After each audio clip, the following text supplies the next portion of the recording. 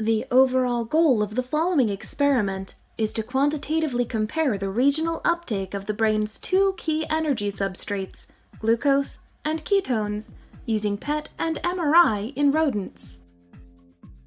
This is achieved by first obtaining a magnetic resonance imaging acquisition of the brain to localize anatomical brain regions.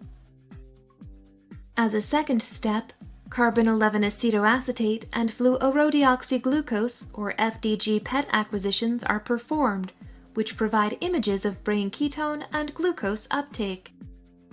Next, PET and MR images are co-registered in order to measure the regional cerebral uptake of both PET tracers. Results are obtained that show the regional cerebral metabolic rate of glucose and ketones based on time activity curves of the brain and plasma. This technique can help answer key questions in the field of brain energy metabolism during aging, such as whether deteriorating glucose metabolism with age also occurs with the brain's major alternative fuel, ketones.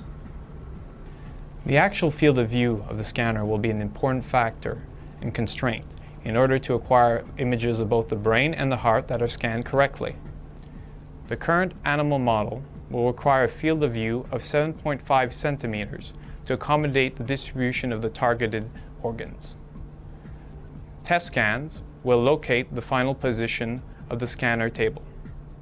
We first had the idea for this method when we realized that ketones were important for brain energy metabolism. Yet almost nothing is known how the brain uses them.